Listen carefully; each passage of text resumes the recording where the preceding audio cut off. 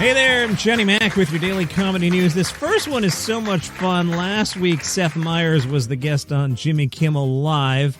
They're both trying to win the Emmy for Best Late Night Show, and they traded attack ads. Kimmel started the fun, pointing out that Seth was only in L.A. to campaign for the Emmy nomination. So Kimmel played an attack ad making fun of Seth Meyers not wearing a suit. Seth Meyers combated that with his own ad. He accused Jimmy Kimmel of using unforced foreign labor, specifically Guillermo. They had more clips. Seth Meyers' brother Josh regularly appears on Jimmy Kimmel Live as California Governor Gavin Newsom. Then Meyers shot back with an ad with Kimmel's wife, Molly McInerney, revealing Jimmy Kimmel's messy at-home habits. Then a fifth ad, two of Jimmy Kimmel's real-life children, alongside a group of actors playing Seth Meyers' kids, railed against their dads wanting Emmys more than they want us. The kids said, "Would you give a trophy to a dad who doesn't care about anything else? Say no to deadbeat daddies." So much fun there. The voting period for Emmy nominations begins June 12th. Nominees announced July 15th. The Emmy Awards will air on CBS Sunday, September 14th. Should be another good week for Shane Gillis is the worst, I hate that guy articles. I don't get it, but okay. Season 2 of Tires is out this week, which is fantastic. If you haven't seen Season 1, it's really enjoyable. You'll get through it really quickly. You can just binge the whole thing. There's 6 short episodes. A lot of fun. Season 2, Netflix, this week, June 5th, Thursday. However, if you're in Texas, you can get a sneak peek at the first 2 episodes on the 4th. It's part of the Dad Sick premiere event. Head to tickets.austintheater.org. The Dad Sick premiere event will include an introduction from the Tires creators, including Shane Gillis. They'll screen the first 2 episodes of Season 2. We also learned Season 2 features an exciting lineup of new cast members, including Thomas Hayden Church, Vince Vaughn, John Lovitz, Ron White, Steph Tolev. So if you're in Austin, go check that one out. And if Shane Gillis is in Austin, I bet he'll be on the Joe Rogan Experience, if he hasn't already between the time I voice this sentence and you listen to this podcast.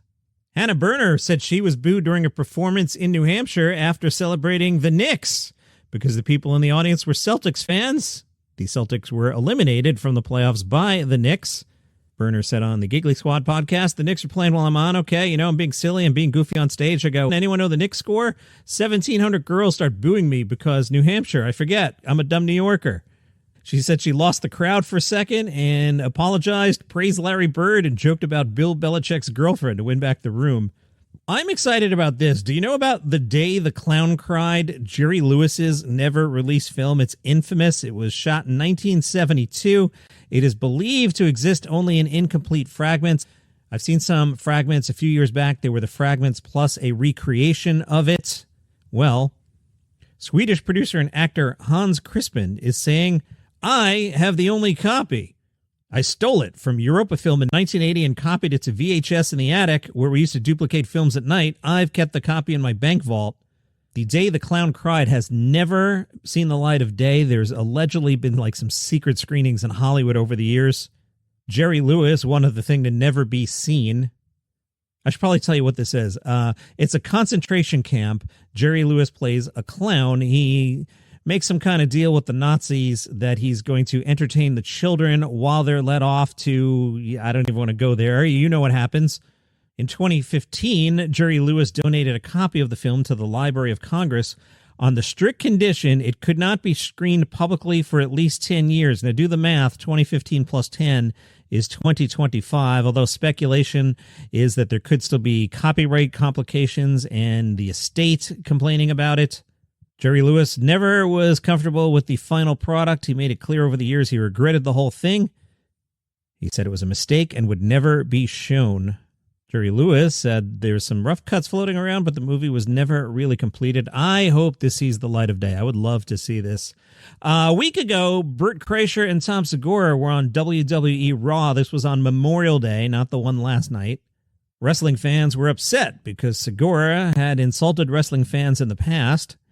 Segura showed up with Bert Kreischer to promote Bad Thoughts, which is just amazing. I love that series so much. I wish 6 more would come out right now. I would watch them in a second. And what are the wrestling fans so upset about? In 2020 on his podcast, Tom Segura made fun of wrestling fans. He called wrestling effing fake and called the fans effing R words. Speaking of fighting, on John Mulaney's talk show last week, he did fight with the 14-year-olds. The Hollywood Reporter's headline, John Mulaney's fight with the 3 14-year-olds was a bit of a letdown.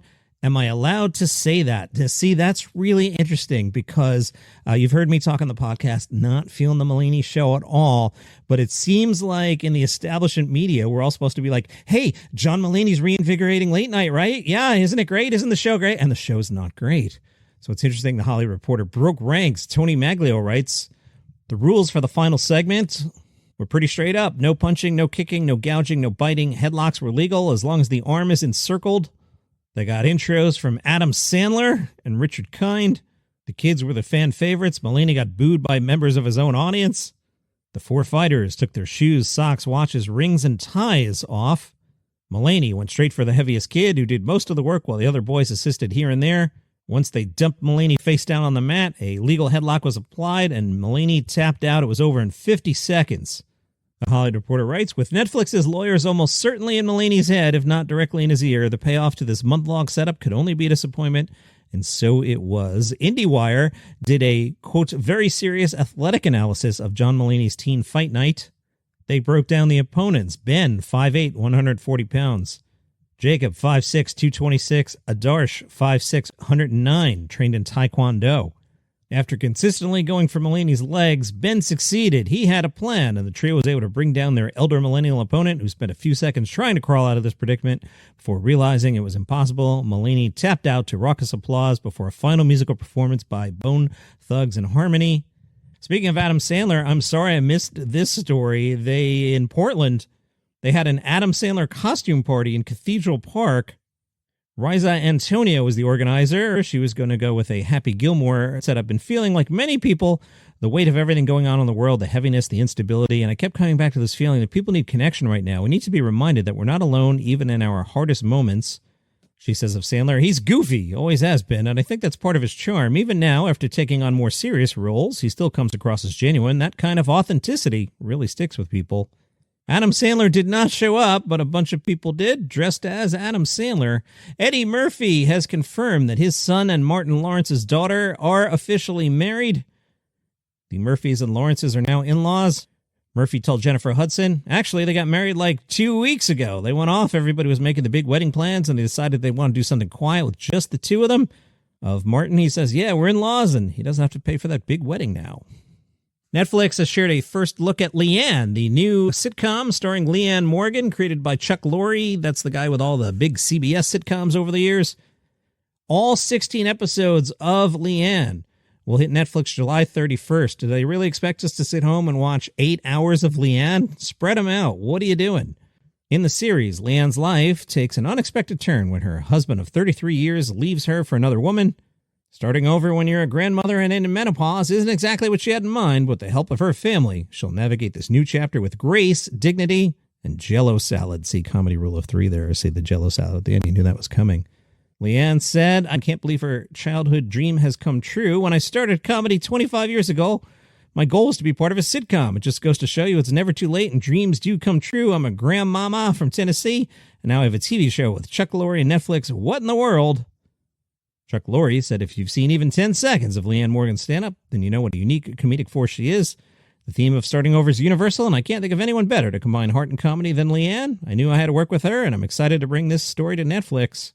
Ryan Stiles from Whose Line Is It Anyway in the Drew Carey Show plays Bill, the guy that left Leanne for another woman. That's an interesting casting. Okay, there. From Strike Back Studios, Laugh It Forward, a new stand-up comedy series showcasing the freshest voices in comedy. The first episode, hosted by Jimmy O. Yang, and drops today. New episodes weekly throughout this month. The initial lineup of presenters include Rob Riggle, Jay Farrow, King Bach, and Lisa Ann Walter. The series is available on VOD, Video On Demand, if you want to check that one out. And this kind of sucks. I wish this person well. Australian comedian Magda Sabansky has been diagnosed with a rare and aggressive cancer. The 64-year-old posted on social media she had begun treatment for stage 4 mantle cell lymphoma, a, quote, fast-moving form of blood cancer. She said, I won't sugarcoat it, it's rough, but I'm hopeful. I'm being lovingly cared for by friends and family, and my medical team is brilliant, and I've never felt more held by the people around me. Some famous people sent her well wishes. Kylie Minogue replied on Instagram, sending all the love. Jurassic Park star Sam Neill, who himself had a rare type of non-Hodgkin lymphoma in 2022, wrote, "Right there with you, darling, XX." She said the cancer was only discovered after she requested blood tests after feeling unwell for, quote, ages, and says the takeaway is get tested and listen to your body. Hope this goes all right for you. And that is your comedy news for today. I'll see you guys tomorrow.